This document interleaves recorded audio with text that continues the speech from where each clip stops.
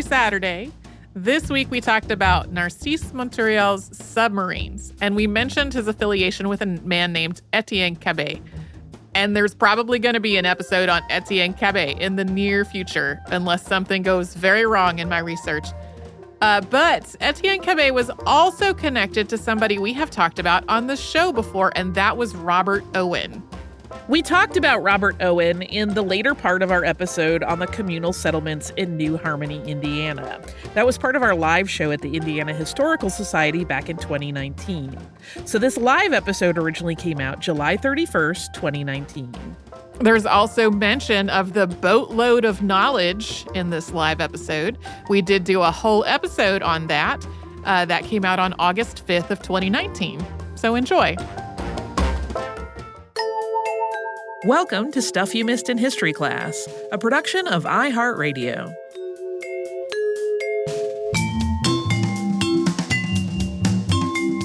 Hello and welcome to the podcast. I'm Holly Fry. And I'm Tracy V. Wilson. And Tracy, we recently went on a little trip. We did. We visited the Indiana Historical Society at their invitation. We did a live podcast there. We did. That show actually took place the night before their Midwestern Roots Conference began, and it was such an honor to kick off the festivities.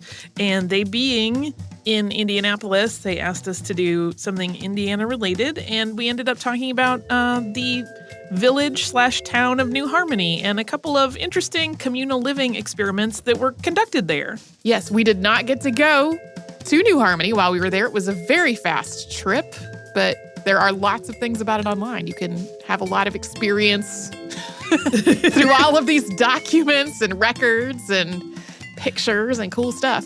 Yeah, the Indiana Historical Society has a really impressive digital archive online, including things not just about New Harmony, but about a lot of different topics. So we encourage people to absolutely go explore. But for now, we'll hop right into our live show. Hello and welcome to the podcast. I'm Holly Fry. And I'm Tracy V. Wilson. Today, we're talking about the town of New Harmony. And in the window from 1815 to 1827, there were two communal society attempts there in the town, one right after the other, one way more successful than the other. But to talk about all that, we actually have to start in the 18th century in Germany and talk about George Rapp. George Rapp was born, Johann George Rapp, on November 1st, 1757 in Iptingen, which is in the Duchy of Württemberg, Germany. And as he was growing up, he learned to be a weaver. He got married to Christina Benzinger in 1783, and then they had a son named Johannes, who went more often by John later on. So when we talk about John, that's who that is. And they also had a daughter named Rosina. Yeah, unfortunately, we don't know a whole lot about Rosina. I can't imagine why. One of her children shows up a little bit later in the record. We won't talk about her in this podcast, but her offspring becomes a little bit more important to the story, but we really don't know much about their daughter. But by the 1780s, Rapp had kind of moved away from textiles as a vocation and into his growing religious passion, and he had started preaching. He was Lutheran in terms of his upbringing, but he ended up becoming a pietist, and in very simplistic terms, that is an ideology that focuses on the individual's religious experience as guided by the Bible. And the movement of pietism really began out of this perception of shortcomings of the church and its doctrine and the formality of it. And its followers, Pietism's followers, really believed that there needed to be reformation within the church so that they centered theology again on truly living a Christian life and looking to the Bible as the one true authority rather than any sort of hierarchy put together by the church. Yeah, so because of this conflict between the established church and his personal beliefs, Rapp ultimately separated from the Lutherans in 1785. And he didn't go by himself. He had a small group of followers who started meeting at his home, which this was the 18th century in Germany. That was not legal. And their numbers got bigger over time, even though they were having these illicit religious meetings. By the early 1790s, their little gatherings, as they had grown, had become very concerning to the church. And the church was worried about this separatist group and the influence they were having, and they considered it to be undermining the social order. And Rapp also believed that he was a prophet, something which he stated openly, and that was essentially a pretty big piece of rebellion against the established Lutheran Church. And he was actually brought before a church commission in 1791 on charges of heresy. And in his testimony, he said to them quite plainly, quote, "I am a prophet and I am called to be one." He was imprisoned briefly, so that's how that worked out. But this actually had the opposite of the commission's desired effect. In imprisoning him, more people started to take notice of him, and as a consequence, his followers just grew in number. So in an effort to control this problem, they told Rapp in 1789 that he needed to submit a formal statement of faith. And that instruction didn't actually come from the church. It came from the government of Württemberg, because the church and the state were really deeply interconnected, as was the case in so much of Europe at that point. That was actually one of the things that Rapp and his followers really objected to. Yeah, the writing that Rapp submitted, he did make his formal declaration, but it was really not what the government or the church was looking for. Rapp took advantage of this moment and said, "You want to know what I think? Here's what I think." So he stated quite clearly that while he respected the government, he was very respectful. He was like, "I get it. But my followers and I, who started calling themselves the Harmonists," you'll also see that mentioned as the Rappites, and we use those two terms pretty interchangeably in this episode. They felt that people should just have freedom to form their own congregations as they wished without the involvement of any civic body or rules from the government. And additionally, though, his statement indicated that the Harmonists really didn't have a whole lot of use for some pretty standard social norms and customs that were part of government and church practice. So they didn't want to baptize infants because they believed in believer baptism later in life. They also did not believe in serving in the military. So that was another big problem. You can imagine how that went over. Over the next 4 years, the relationship between the Lutheran government of Württemberg and George Rapp just became increasingly tense. And then in 1803, Rapp was questioned one more time. This time, the authorities told him that he was not allowed to speak outside of his town. That seems like an odd instruction, but their thinking was that he had converted everybody that he was going to persuade within the town. So if they could just stop him from going to find new people, it would at least stop the spread of this dangerous rhetoric. Yeah, it's an interesting It's a very interesting But he was strategy. so defiant, they kind of knew he wasn't going to stop No. preaching. So they were like, just don't go outside city limits. I feel like those were like rules my parents gave me when I was a And then they gave him a rebellious curfew. teenager. Don't go outside city limits. We won't pick you up from the jail anywhere but town. Look, I was a wild child. But this was the end of life in Germany for Rapp. So he set out for the United States.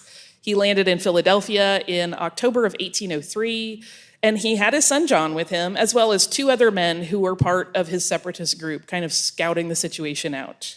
So this show is about New Harmony here in Indiana, but the village in Indiana was not the first Rappite settlement in the United States, and this precursor that they started with was the template that Rapp and his followers used to establish the Indiana Harmony. So we're going to talk about how it came to be founded and what those rules were, because then they carry over to New Harmony here. And the choice of the U.S. for this new settlement was based on Rapp's interpretation of the Bible. The passage in Revelation 12:6, which reads, quote, "And the woman fled into the wilderness where she hath a place prepared for God," had convinced him that the unsettled land in North America was where he and his followers should make their new home. Rapp had hoped that he could either get a land grant from the U.S. government or a provision for the purchase of some discounted land. He did not really understand the process involved. This was well before things like the Homestead Act that made it a lot easier for people to get land. Congress had to approve either of those options. Rapp did not anticipate that as being part of it, and he wasn't really dissuaded when he found it out. He had been hoping, though, that even though people were telling him, no, Congress has to do that for you, honey. But he was hoping that he really had something special going on and that he could be given a parcel of land to start his community without having to mess with all that red tape. And so his big idea was that he was going to go straight to President Thomas Jefferson, which he did. He went and spoke with Jefferson on July 12th of 1804, and he explained his plans and the situation and what he had come from. And while the president thought this whole conversation was pretty compelling, he also deferred to Congress, and he clarified for Rapp that that was the only governing body that could grant him land. Jefferson did, though, use his influence. He wrote some letters so that there would be an offer of land, and that offer would be protected. He had made sure that Rapp had this option to purchase a 40,000-acre township here in Indiana. Rapp did not have enough money for that one at the time, so that one did not happen.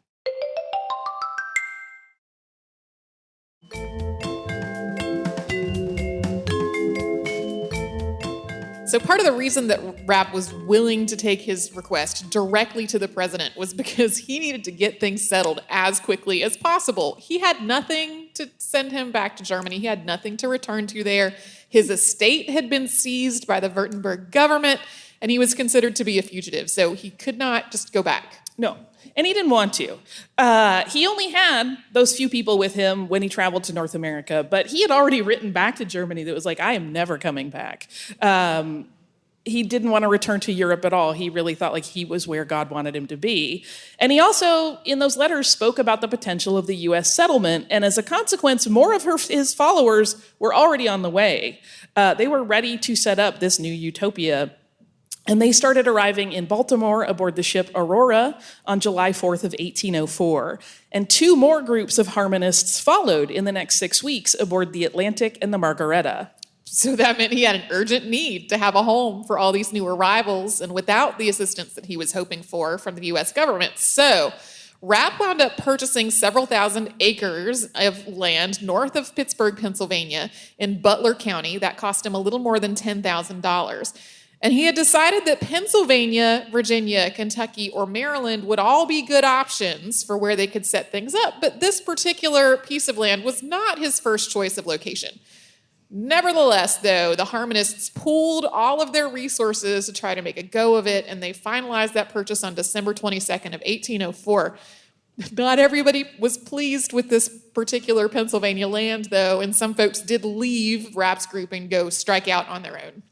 On February 15th of 1805, Rapp officially founded the Harmony Society. That became the governing body of the town that he founded, Harmony, Pennsylvania.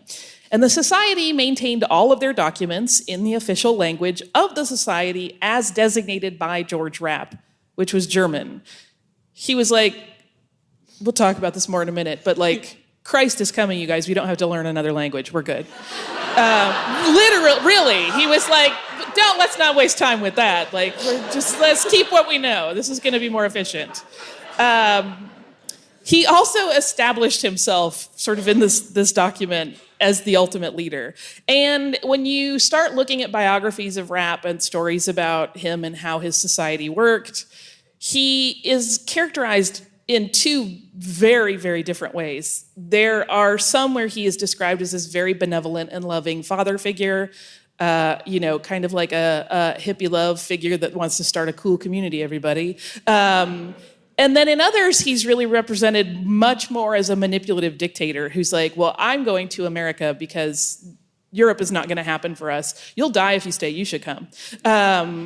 Probably those are two sides of the same coin, and he may have been both of those things depending on who he was dealing with and what topic was at hand. But in all matters, no matter whether they were just the logistics and finances of the community or matters of faith or how members of the group would interact with outsiders, including how they voted later on, Rapp was deferred to. He made all the decisions, and his word was absolutely final.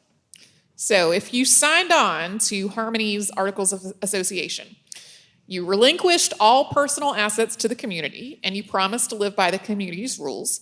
The number of initial members who first signed on with this charter was first established. That estimate varies.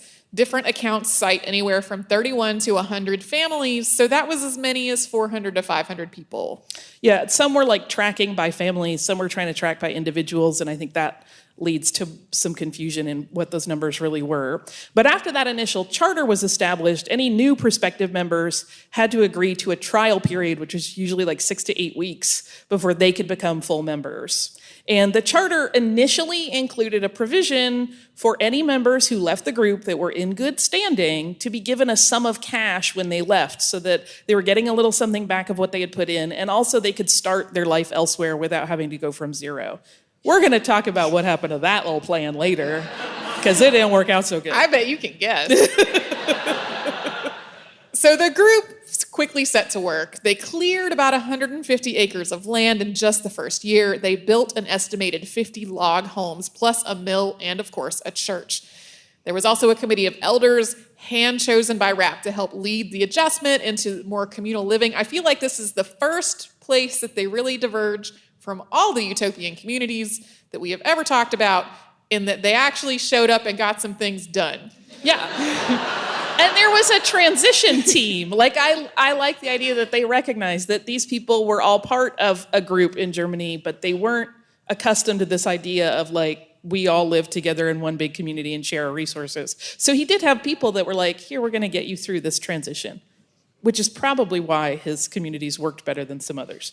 2 years into this communal living effort, the Harmonists, in pace with the Second Great Awakening, which was sweeping through the U.S., had their own reawakening. Beginning in 1807, the belief among Rapp's followers that Christ was soon to return to earth took on a much more immediate tone. Rapp had come to the conclusion that the Napoleonic Wars, which had started in 1803, were a sign of the imminent return of the Son of God, and that was because he saw Napoleon Bonaparte as an antichrist. I said this to Holly while we were planning this episode, but we just got back from Paris not long ago, and we saw Napoleon's tomb.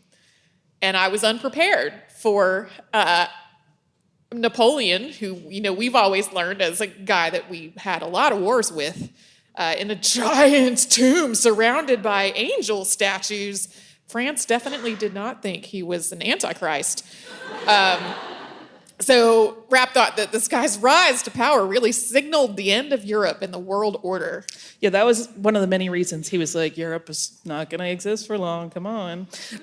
Mysticism was also a huge part of the Rappite interpretation of Scripture. So George Rapp and his followers, but again, he was always really leading the ideology, were always watching world events. He was kind of a news junkie, and they were watching events closely to see what they might portend, because he was always relating what was going on around them and throughout the world to what was in the Bible, and trying to kind of parse out any deeper meaning he could. And the group often discussed these matters as part of their religious practice. They would basically have like evening services and discussion where they would talk about, hey, this thing happened over here, this might mean this. Tying all of these various events, like we said, to biblical prophecy.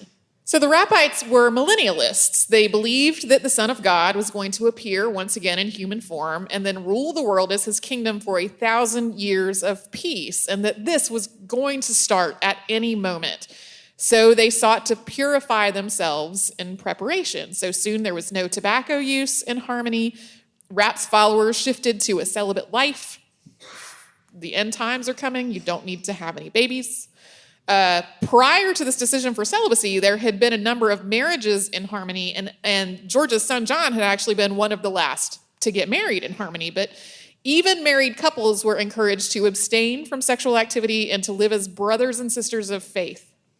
So John Rapp, incidentally, clashed with his father during this time.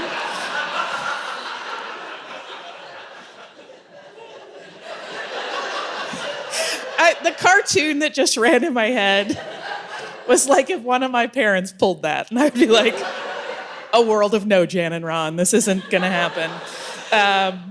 But yeah, so John and George had some problems, and John left Harmony. He moved to Ohio.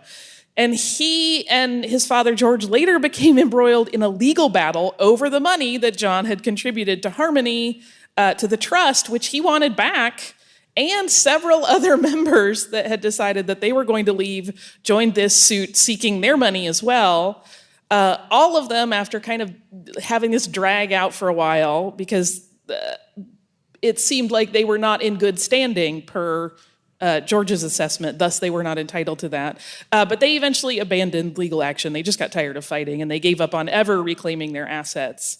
But John did go back and rejoin his father's community, although it was not for terribly long because he died when he was still a very young man in his late 20s, and that happened in 1812.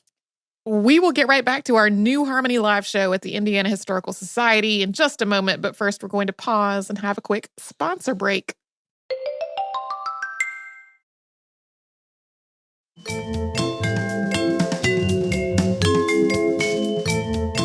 So George Rapp was setting up this whole thing. The idea was that the millennium was coming, and there were naturally going to be some expenses related to the second coming. Rapp knew they might have to travel to New Jerusalem with all of his followers so that they could meet Christ and present themselves. And that was just one. For another, there were concerns that there was going to be global instability leading up to this prophesied return that might put them in a position where it would be pretty good to have some ready cash, a little financial liquidity to get through. And the Harmonists also wanted to have money to help support this new world order. So to that end, a fund was started for donations in coin. And that was a fund that Rapp managed almost entirely on his own. So while sexual activity and other pleasures were completely denounced, financial success was A-okay, seen in a completely different light, the logic being that it could be used in service of faith. And this is the second way that these folks are totally different from every other utopian experiment we've ever talked about. Like, money's cool. Gonna have a lot of it. So even as the Harmonists became more and more settled in Butler County, there were some conflicts that arose. Rapp was really thinking of other locations that might be better. And as early as 1806, he was submitting new requests to the government for different land. And one of the things that he and the Harmonists had wanted when they had immigrated from Germany to North America was to cultivate vineyards and orchards. And this Pennsylvania land that they were on was just not working out in that regard. And it was also not in a spot where exporting anything that they did grow could be done at the level that they needed to keep growing. So they were just a little bit too geographically isolated, and he thought they weren't going to continue flourishing if they stayed there. Yeah, that land was near a river, but it was a very shallow river. It was not really going to support heavy-duty irrigation, and they couldn't start shipping things. And additionally, as the area around that settlement grew more populated, the Harmonists found that, for one, their new neighbors really did not understand their community, and they were particularly suspicious of how wealthy the Harmonists seemed to be. They did not live like paupers. They had nice things. People that visited would comment on how beautiful everything was and how, well-appointed the rooms were and stuff. So the Rappites also had this little problem where they refused to participate in the War of 1812, and they disregarded draft notices. They were fined for it, and they paid those fines, but other people in the state really started to regard them with a lot of distrust. So in 1814, they made the decision to head west after Rapp had sent a group out to scout for some possible new locations. And the Indiana Territory offered better climate for the crops that they wanted to grow. They could get a bigger piece of land than they had back in Butler County. And Harmony, Pennsylvania, the whole thing, was sold to a Mennonite named Abraham Ziegler, who paid $100,000 for it. In 1814, y'all, that was 10 times change. More than he bought the land for. Yes. But he had improved it. Yeah, sure. I feel like we just did history property hunters. But I don't like the color. Do you guys watch shows and get frustrated by those people that don't know that paint is real? Just paint the room. It makes me crazy. So in 1815, New Harmony, Indiana was officially founded on the Wabash River.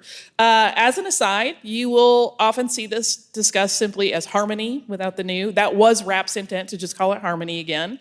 But the new got added over time to distinguish between the two locations. And in reference to both the first and second settlements, depending on what document you look at, sometimes Harmony has a Y and sometimes an IE, just FYI if you go looking.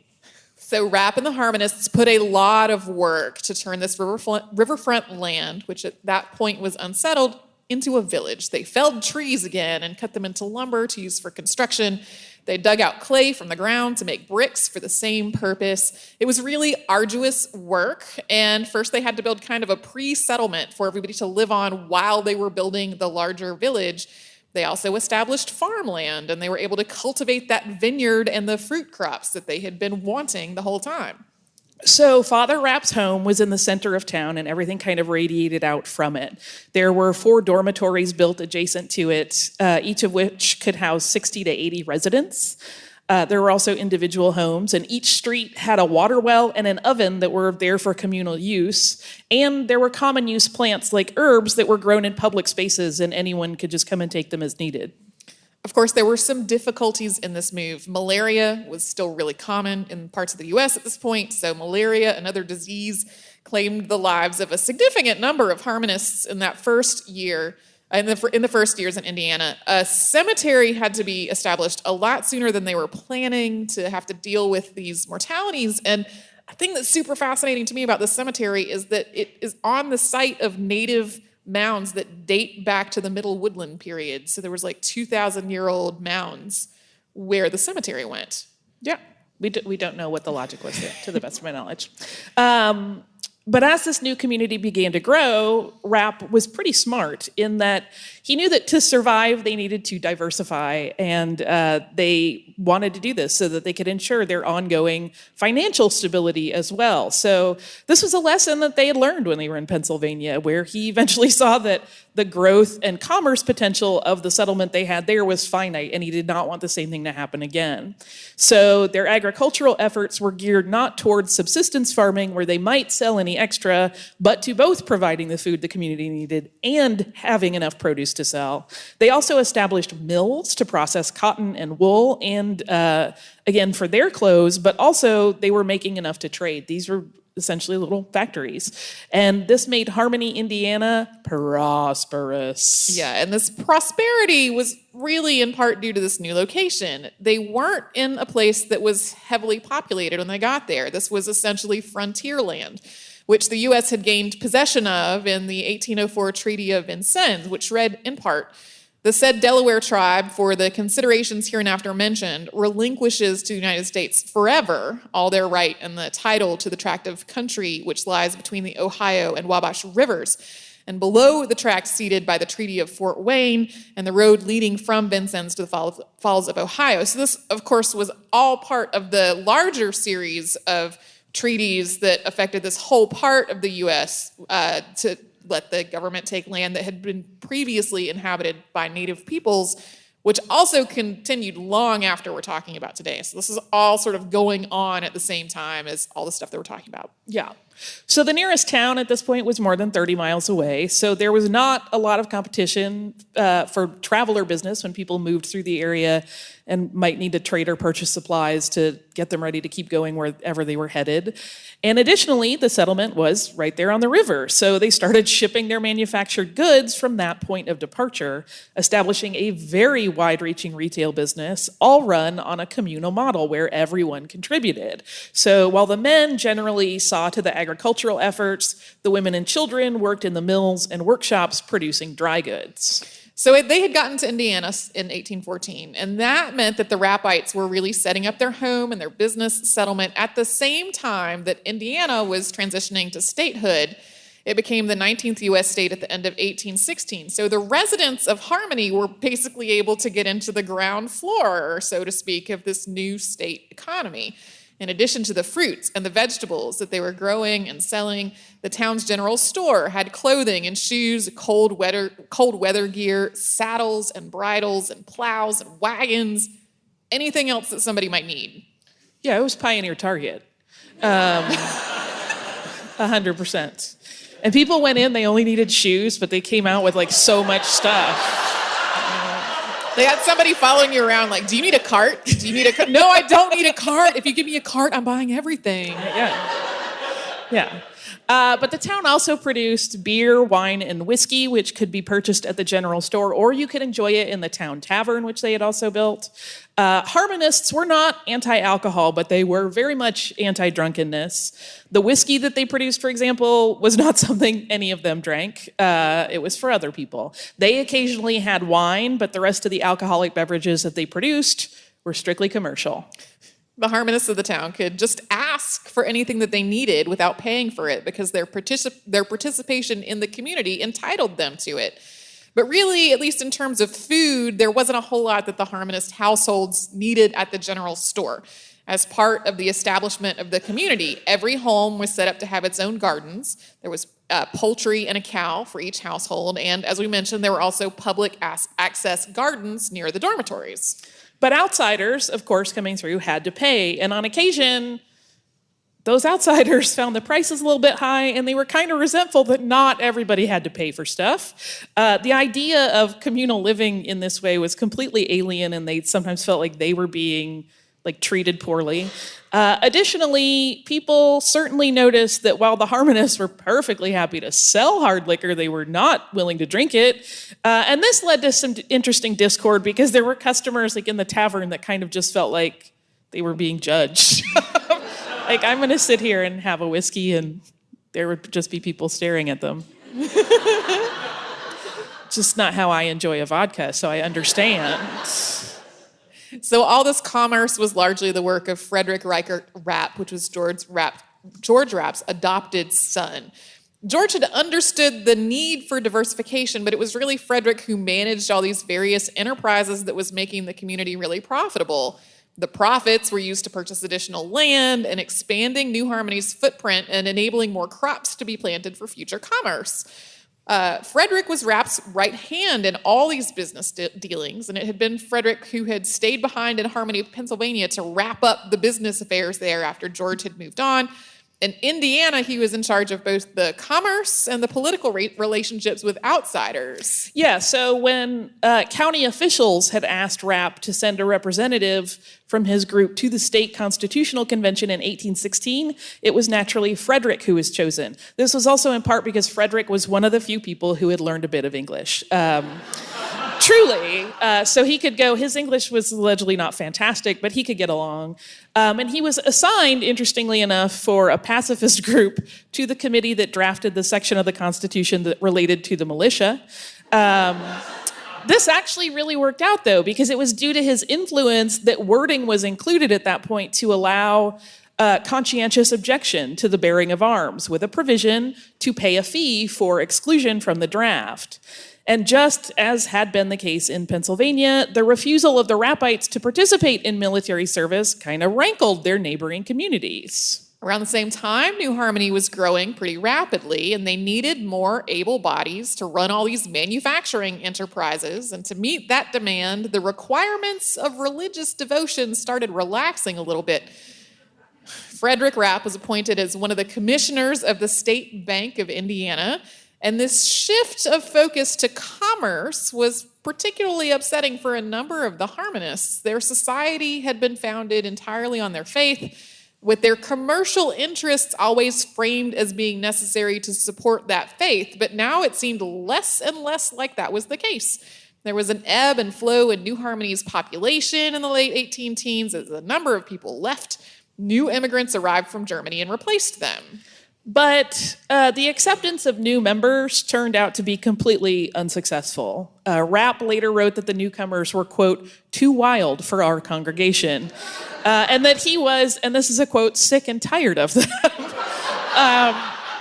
And he had actually been paying for the passage from Germany for some people who had written and said that they wanted to join the community, but he put an end to that practice.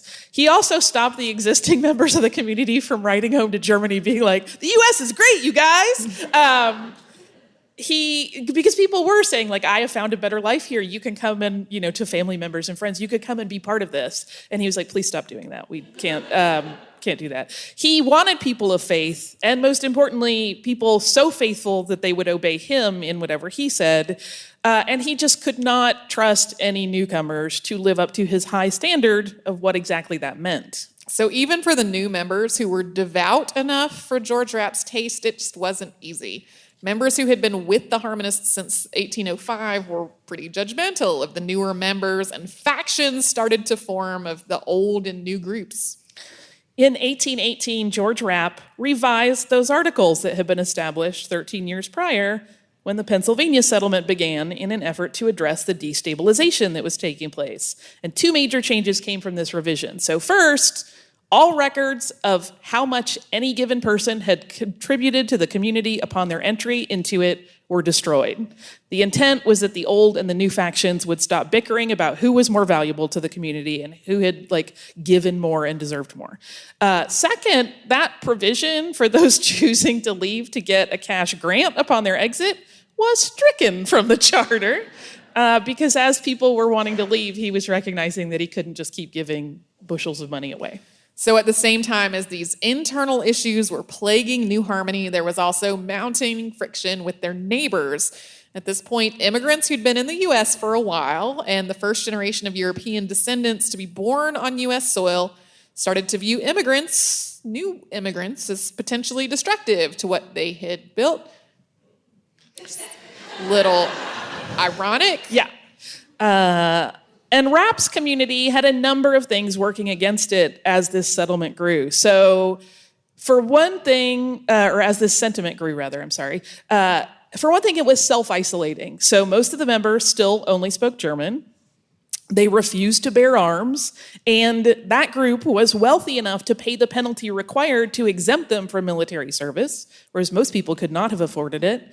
They also commanded just a huge chunk of the area's financial capital, and they seemed impervious to the various shifts in the market that negatively impacted the communities around them. And they weren't having children, so they weren't helping to build the U.S. population. Just as had been the case back in Pennsylvania, Rapp and the Harmonists were facing increasing resentment from the locals and dealing with their own fractures within the commune, so they decided to leave.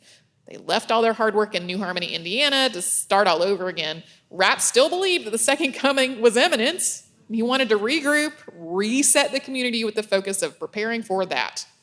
And in the decade that they spent here in Indiana, Rapp and his people had really built something considerable. So they had not only raised such varied crops as sugarcane, wheat, hemp, cotton, and flax, among others, they had also built that general store, an inn, various specialty shops, textile mills, tanneries, and distilleries.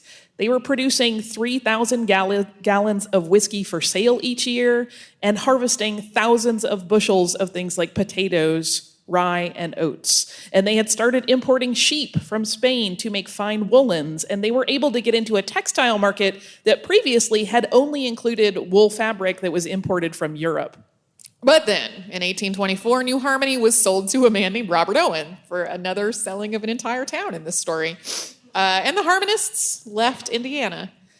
Okay, so before we get into the next phase of New Harmony's history, we are going to take another little break and hear from one of the sponsors that keeps Stuff You Missed in History class going.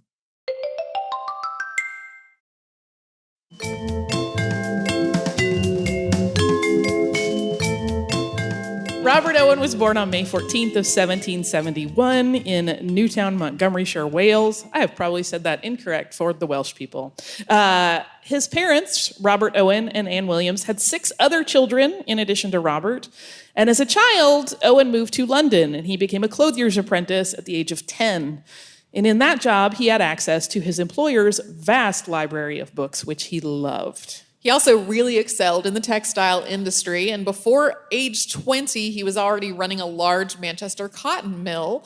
That went on to great success under his leadership, and through his success, he started making little efforts into the idea of communal living. And his first such work started when he convinced his bosses to purchase some mills in the Scottish village of New Lanark, which was a really impoverished community. And Robert Owen wanted to improve the quality of life for everyone in New Lanark, so he worked on initiatives to make the housing there safer and cleaner and to educate the children in the area as well as the adults. And he was mindful of the welfare of the workers in the mills he managed. When the mills closed for several months during the War of 1812, he actually made sure that the workers continued to get paid during that time. Naturally, things like this really endeared him to the people he employed, but his business partners, not so much. Disagreements over this led Robert Owen to breaking from his established job and starting his own company in 1813. The stockholders in his new venture were pretty like-minded. They were content to take a smaller share of the profits so that the money that was made could be put toward benevolent projects. And soon they bought out his old partners. Yeah.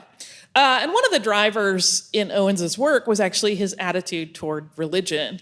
He thought that all established religions were really problematic, and he thought that people's circumstances had greater influence over their behavior and their lives than any church ever could. And so he thought that if everyone's circumstances were improved, the world would just become a better place. And he was working to make New Lanark an example of how that ideology worked. And as a consequence, the village, which was pretty successful in his efforts, was visited and studied by everyone from royals to philosophers. He kept working on bettering the lives of people in the village, particularly the children, and he wanted to extend that beyond the town. He lobbied among manufacturers to reduce the number of hours that children worked. That was initially voted down. He also opened Great Britain's first kindergarten in New Lanark in 1816 called the Institution for the Formation of Character. And all of this was really like a slow burn buildup to lead Owen to the idea of communal living. And he thought particularly that if unemployed workers displaced by machinery in the Industrial Revolution just had safety and security and a reasonable standard of living, a lot of the world's ills would be cured. Like, he saw it as a pretty obvious chain of events. Like, people are without work, they don't have money, they turn to crime, or they just fall on hard times and they suffer, and we could prevent all of that. He envisioned these villages that were designed for this idea, where family-oriented dormitories existed that had common areas where people could cook and socialize, and children would stay with their parents the first 3 years, but then be raised by the collective, and then everyone would work as they were able to keep the whole thing going, including agricultural work to provide food. So Owen had actually made contact with New Harmony 4 years before he took possession of it.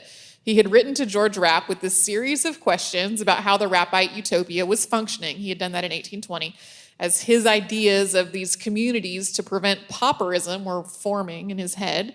So when George Rapp's Harmonists were ready to sell, Owen was ready to buy. And he already knew that the Harmonist village had been profitable. After writing a number of essays about how communal society could succeed, he was ready to take possession of this whole town and prove it. And additionally, he had his own problems that were making it pretty appealing to leave home and strike out in a new place. His outspoken anti-religion stance had really strained relationships with his business partners, as well as his wife, who was very religiously devout. I can't imagine that marriage. And his work in New Lanark was actually hitting some problems as well. There had been a typhoid outbreak, which was really kind of scandalous for a town that was touted as having impeccable cleanliness. And there was a dispute over pay rates that was brewing. And part of the problem was that as Owen had gotten more and more obsessed with creating a new utopia, he had grown more and more distant from that company town that was his first experiment in socialized society. Owen paid $135,000 for New Harmony, and that purchase was final in early January of 1825. Robert Owen was really eager to get to work. 5 of his children, which included 4 sons and a daughter, traveled to Indiana to help their father. And as spring arrived, Owen offered a life in the community to anyone who cared to join and then embrace its ideals of equality and communal living. Yep, open invitation. That sounds smart. What could go wrong?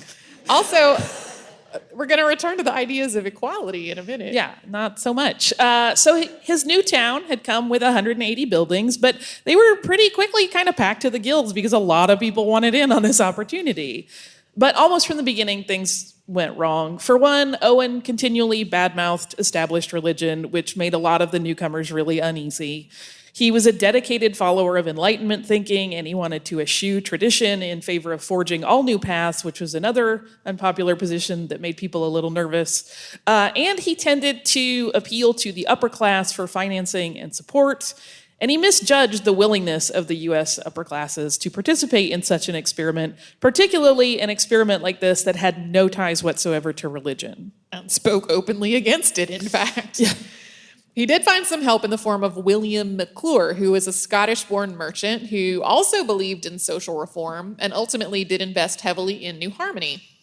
McClure offered his own funds to the development of New Harmony's schools and engaged some of the most respected educators of the day to teach there. I mean, the schools had a really amazing reputation. McClure also paid for the school's labs to have scientific equipment and other necessities. Yeah, I feel like there could be a whole sideshow just about the people that he brought. We don't talk about it nearly enough in this one because it's about the whole story, but there were some great people doing cool things. Owen had created a foundation document called Rules for a Good Community in 1925 that outlined what he thought was necessary to create an equality-based society. Incidentally, our lovely hosts have this digitized online, as well as many, many other fabulous documents that are really, really were really helpful to me in doing research for this, but also just are fascinating to look through. So Owen's, I keep wanting to put an S on his name. He's just Owen. Owen's rules were pretty lengthy, but they set up some very important ideas, including the fact that the financial accounts of the community should be maintained by a chosen treasurer who reported to a committee on all transactions, and that all of those financial records needed to be open for anyone in the community to go and review if they wanted to. Robert Owen's rules also set up different departments to manage things like manufacture, policing, health, and education, things like that. These divisions would be run by subcommittees. Skillful, practical men from the community with expertise in any of these areas could be engaged by the appropriate subcommittee for assistance. But really, despite all these plans, Owen's utopia was a lot harder, he found, to execute in reality than it had been on paper. For one, even though it was going to be a society of equals, there were some pretty clear class distinctions. Wealthy people had moved there due to the draw of this life among the intelligentsia, and working people had moved there for a chance to have a better life, and everybody thought it was going to be equal, but the reality was that those two groups rarely mixed. They kind of chose instead to self-segregate along wealth lines. There wasn't a relinquishing of personal wealth in Owen's group like there had been in Rapp's. So this class structure had just followed everyone into New Harmony. The working class was resentful of wealthier inhabitants' inability to contribute to the labor that was needed to sustain such a place. No structure was ever fully implemented. The community couldn't really become self-sufficient. So the group was floundering while Owen was continuing to put his own money into trying to keep it afloat. Even on uneven footing, I feel like we should mention that there were some efforts really to make New Harmony into a community. Owen's children in particular did a lot of things. His son William started a thespian society so that they could have arts and people could go see plays whenever they wished. The school system is really what flourished, though. Children had both academic curriculum and training in trades, but ultimately, when it came down to it and things really were obviously not going to work out, Owen blamed McClure and the educational setup for tanking the community. Owen gave one last address to the community on May 6th of 1827, and in it he said that McClure's system only reinforced class distinctions instead of erasing him. There had been some debate over whether he was favoring children that were from wealthier families with better opportunities. Owen also thought there was too much creativity in the curriculum and not enough morality education. And he basically told everyone his school ideas had been superior to McClure's, and if they had just done it his way, they could have sustained the town. So long story. Bless his heart. Yeah. Long story short, this did not go all that well. By the time Robert Owen decided to end his involvement in this utopian dream, he had lost 80% of his personal fortune. He went on to participate, but in a much less central way, in other utopian experiments, but he eventually focused a lot more on activism and the establishment of trade unions. Yeah, he really became like a labor activist, which kind of seemed like it should have been his thing from the get-go, but he learned a lot in the process. If you are wondering what happened to the Rappites and their leader after they left Indiana, they moved as planned and started a new settlement, returning to Pennsylvania to do it. That new home was called Economy, and it was where George Rapp lived out the rest of his life. And just as they had grown New Harmony into a massive and profitable enterprise, Economy had investments in railroads and the oil industry, and their export business reached dozens of states and 10 countries. So they just kept on going with that money thing. It just fascinates me, because so often the story is, and then they ran out of money and everyone got sick and moved away. Even though they were very financially successful, it was not entirely smooth. Rapp and his adopted son, Frederick, who he had relied on so heavily since the beginning of the Harmonist time in the United States, started to have disagreements about planning for the financial future of the community. that caused a lot of fracturing within the group and a lot of tension. Yeah, when they started to think about, like, there was also this problem where people were realizing, like, what happened Christ to the end isn't of the here world? yet, y'all. We're not having kids, and we're getting older, and there's some problems. Like, they started to realize this was not working out. Rapp died in 1847 at the age of 89, and remember that collection fund that he started in the early years of his community, because they wanted to have funds so they could deal with travel needs to Jerusalem and any chaos that ensued. When he died, he had amassed $500,000 that he kept in a vault under his bedroom. He had withdrawn all of the Harmonists' money from banks because he feared a banking collapse. So he was just literally sitting on top of a pile of money. I feel like that wasn't an unjustified fear, but at the same time, that's a lot of money to have in a vault under your bedroom. Yeah, I would dig it. Yeah.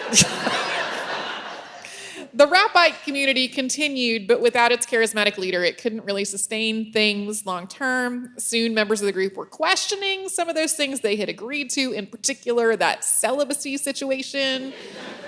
That also meant that they hadn't expanded their community by starting families. And without Rapp driving that whole ideology, they also weren't bringing in new members. So just the math was not in their favor long term.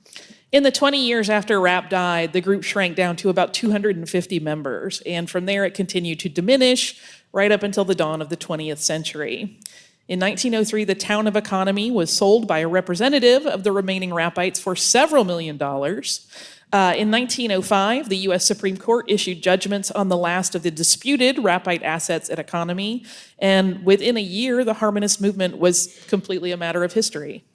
As for the people who had landed in the failed utopia of Robert Owen, one particular aspect of their efforts really did take hold and survive. The educators that McClure had brought in, called the boatloaders because the ship most of them traveled on to the United States had been nicknamed the Boatload of Knowledge, which I love.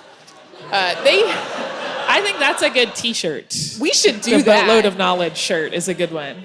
They stayed. They created this enclave of science and education that persisted for long after Owen was gone. Yeah, McClure, as you guys probably know, because you live near here, was really known for his knowledge of geology, and he really started some interesting stuff in New Harmony in terms of like teaching geology and establishing labs there, and pretty long tail for him of his legacy as a consequence. In 1965, New Harmony became a National Historic District.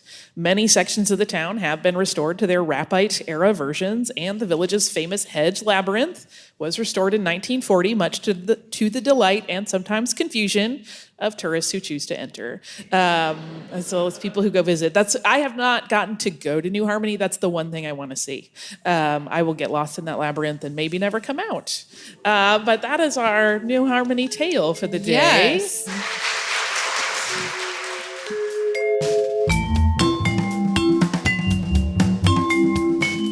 Thanks so much for joining us on this Saturday. If you'd like to send us a note, our email address is historypodcast@iheartradio.com. And you can subscribe to the show on the iHeartRadio app, Apple Podcasts, or wherever you listen to your favorite shows.